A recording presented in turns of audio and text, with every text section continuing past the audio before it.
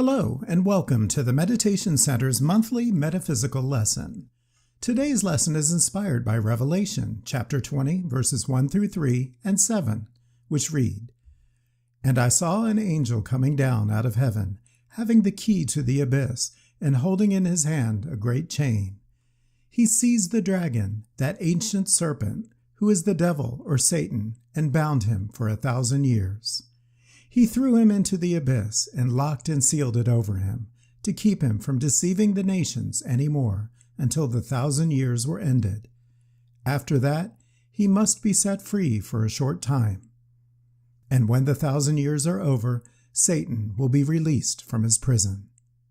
And so it reads. You know, we can go along week after week, month after month, with hardly a worry in the world, and then one day, something rears its ugly head and puts us in a tailspin.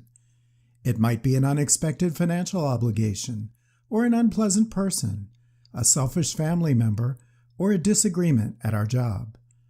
Just about anything can trigger the response, and then it just ruins our day, or our week, or our month, depending on how much it bothers us. But why does this happen?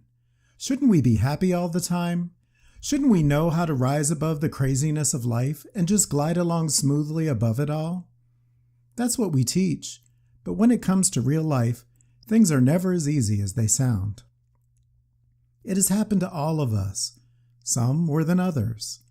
A lot has to do with taking things too personally. A lot has to do with holding on too hard to the past. A lot of it has to do with plain, simple human nature. But we can change all of that with practice. Speaking of real life, let's take a look at a real-life example of how this happens. A widowed friend of mine had been married into a set of in-laws who tended to foster energies of selfishness, getting whatever they could out of life at almost any cost. It may sound stereotypical, but the mother-in-law was the worst offender, and it rubbed off on other family members over the years. It's sad to say, but some folks are just like that. Interesting thing is, the people who married into the family, we'll call them the outlaws, weren't like that. They just learned to tolerate it. They would talk among themselves about how ridiculous it all was, but still they endured it. Over the years, the family continually did what they could to milk their friends, families, and neighbors out of whatever they could get out of them. Sometimes it was done with a promise of getting something in return at some future time, which never happened. Sometimes it was done by sheer perseverance, wearing down their target until it was easier to give in than to stand up to it. Either way, it was not an ideal way to live for anyone. My friend got out of the situation the hard way. His spouse died, and death can do ugly things to people. To this family, it was like the grand opening of a private home shopping channel where everything was free, and feeling entitled to their loved ones' things, they were going to gather up as much as they could get their hands on, even though it already belonged to someone else. To avoid further turmoil and possible legal challenges, my friend gave up much more than he probably should have, but in the end, it gave him the freedom to get far, far away and never have to deal with that ugliness again. Fast forward almost 30 years. One day he was thinking about one of the outlaws, his brother-in-law's wife, and decided to give her a call to see how she's doing. She's still married into the family. They had a nice conversation and caught up a little on family gossip, but then she handed the phone over to her husband, the brother-in-law, and from there it went downhill. Her husband immediately started talking about the old days, lamenting all of the family members who are no longer alive, and what good people they were, and how no one is supportive of the family anymore. I wonder why. He even went as far to suggest that my friend should invite him to come stay for a month or so. Out of the blue, inviting himself to stay with someone he never really knew or particularly liked, even back then. Well, you can imagine, after years of dealing with a difficult family, how PTSD kicked in. My friend immediately went into a funk, kicking himself for allowing that situation to happen, and worse, letting his fellow outlaw hand the phone over to someone she knew he didn't want to talk to. He was right back in 1990-something, reliving the agony he endured from these people. For days, this situation loomed like a dark cloud over his head. All of the unpleasant memories and the unpleasant behavior and the unpleasant aftermath invited itself in and wanted to stay for a while, just like the brother-in-law. My friend finally started feeling a little better, and then the brother-in-law started contacting him through Facebook, and then calling and leaving messages by phone and text. Why? Who knows? And frankly, it doesn't really matter. My friend realized that it was time to get his mind out of the musty, moldy past and let it all go for good. Fortunately, nowadays, it's easy to block a phone number and to block people on social media. But does hiding really help? Probably not completely, but at least there's a little more peace. My friend is doing a lot better now, and it's probably the last time he will ever dig up that hornet's nest again. Lessons learned. Things like this happen to all of us from time to time. But why does this happen? When I said it was PTSD, I wasn't kidding. We hold on to the traumas in our life and keep them in a special place in our consciousness, not to remember them, but to protect ourselves if it ever happens again. When we recognize the signs, or anything remotely similar, our human instincts jump in and start sounding the alarm. No, don't go there, it's dangerous. And our body responds accordingly.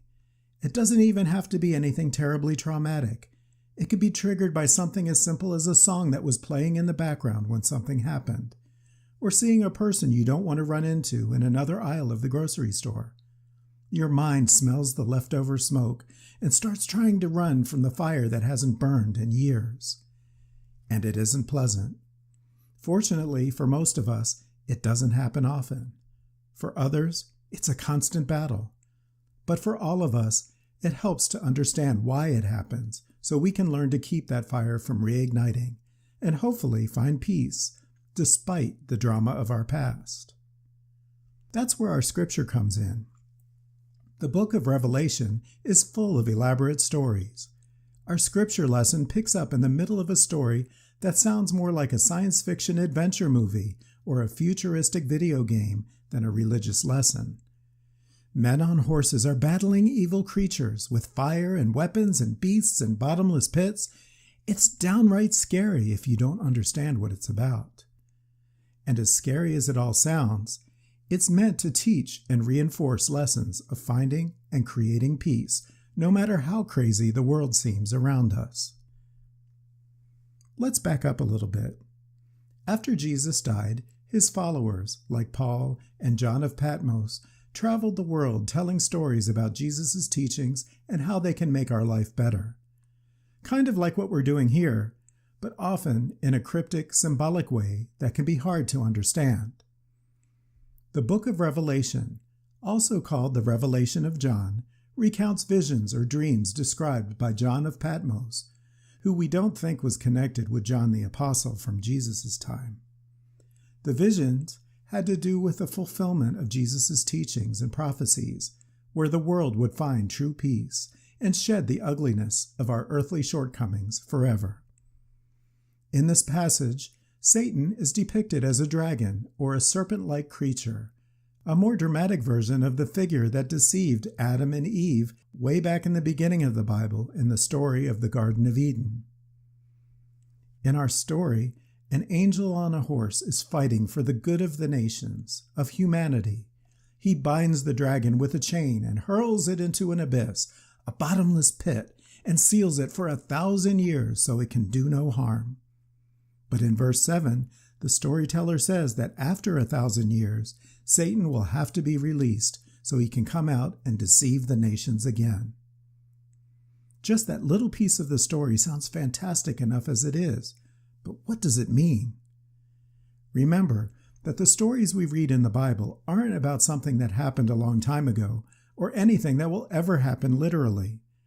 Every person, place, and situation represents aspects of our consciousness on our internal journey of spiritual progression as individuals and humanity as a whole, and the challenges we experience along the way.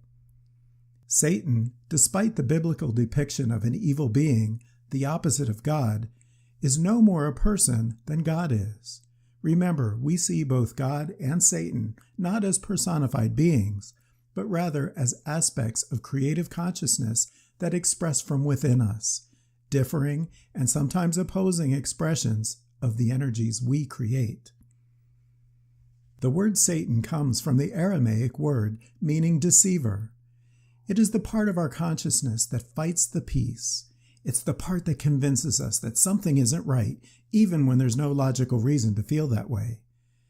It's the part of us that creates the doubts and the fears and the worries that plague our human lives.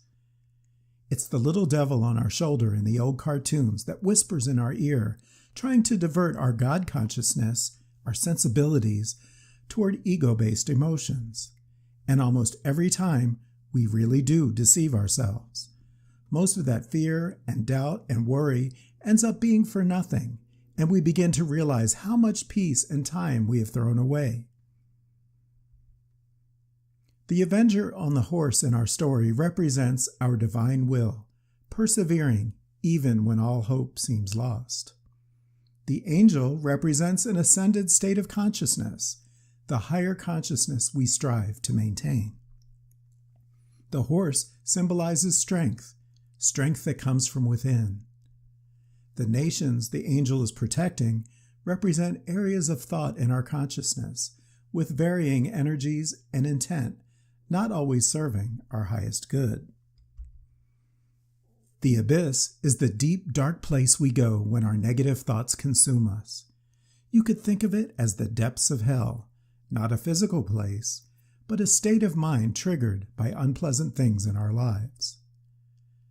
The chain used to capture the deceiver represents our bondage or attachment to those negative thoughts, making it all the harder to let go of them. And what about the 1,000 years? 1,000, or any number of zeros following another number in the Bible, isn't meant to be taken literally. 1,000, or a multiple of 1,000, is meant to represent a lot. When the Bible refers to thousands of people, it means a big crowd. 1,000 years is simply an unspecified period of time, which may seem very long. The fact that Satan, our inner deception, is bound for 1,000 years in a deep pit is referring to the way we are able to rise above and bury our negative emotions and responses, sometimes for a very long time. At the end of that time, that proverbial 1,000 years, we allow it to reemerge, causing disruptions in our peace, just like happened with my friend and the unusual family he chose to reconnect with. So the avenger on the white horse capturing a dragon and throwing it into the abyss isn't really movie or video game material at all. It's the story of ourselves, vanquishing our fears, allaying our worries, and overcoming our doubts to find peace in our situations, no matter how dramatic or disruptive they might be, at least for as long as we can hold them back. Our spiritual consciousness is strong, but sometimes the old ways break loose, disrupting our peace again until we can push it all back into its prison deep in the earth. We know it'll probably work its way out again sometime, but we learn not to let it consume us in the meantime. Before we end, I want to give you another, more psychological way of looking at this. As we sometimes teach, there are 3 levels of consciousness. You might think of them as 3 rooms that we inhabit in our minds. Those are the nations in our story. First, the subconscious mind holds the sum total of all of our experiences. It's like a recording of everything that has ever happened in our lives. Every word, every situation, every action. That's the part of us that gets triggered when these old memories start haunting us and replaying in our head. Next, the conscious mind is our awareness in awakened state. It's what we see and experience every day and what we react to as we live it. This is where we experience the triggers that try to push us into those dark places. These triggers are the Satan of our story. Then there is the superconscious, or what we typically refer to as our higher self. That's the angel in our story. It's the part of us that understands that the drama in our lives is just our earthly reaction to things that happen around us. It's what inspires our sensibilities and guides us to greener pastures, so to speak. The abyss in our story is that space between the subconscious and the conscious mind, where our memories and our reactions sometimes conflict with each other, bringing them back to life, often as if they're happening again right now.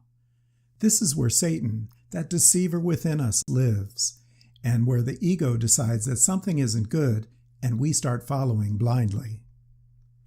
Going back to our cartoon example, this is the devil on our shoulder, whispering things in one ear, while the higher self, the angel, is whispering something more productive in the other ear. It's up to us to decide what to listen to. It's easy to let the deceiver in us take charge, and we'll probably endure a lot of stress along the way. Or we can follow the high road and listen to the angel that keeps the deceiver at bay and maintain peace. On paper, our story appears to be a dramatic fantasy of good and evil forces in the universe, but in the end, it's all about a battle of the mind, our mind. It's a battle that happens whenever we allow ourselves to be consumed by our fears, worries, doubts, suspicions, and other destructive thoughts. And when we finally learn to let all the inner turmoil go, to let the earthly judgments go, to let our fear and doubt go, then our world, or at least the world as we've grown to know it, comes to an end and is replaced by a more peaceful, heavenly existence. That is the end of times that the book of Revelation talks about. The problems don't go away, but the way we look at them is completely transformed. Now, does that mean it'll never happen again? Of course not. We go through cycles. We experience that periodic pendulum swing where our ego-based thoughts see an opportunity to take charge. But sooner or later, that deceiver in us is thrown back into the abyss for another 1,000 years, or a month, or a day, until something else triggers us and it wakes up from its sleep, and the cycle starts all over again, hopefully with less drama each time. And when it happens, it's not punishment. It's just a reminder that we're human, and we're still on a path of learning and unfoldment. We need those occasional reminders to help us stay on track. The more we work with these lessons, the less often the beast will rear its ugly head, and the less ugly it will be, until it ceases to exist at all. Take time to meditate on your situations so you can avoid the abyss and climb to new heights in consciousness. And that journey upward and outward, no matter how many times we have to do it or how often, is where we learn to create a more peaceful, fulfilling existence. And with that, I wish you peace, today and always. Namaste. For additional lessons and meditation ideas, visit our website at www.meditatewnc.org. Thank you for joining us.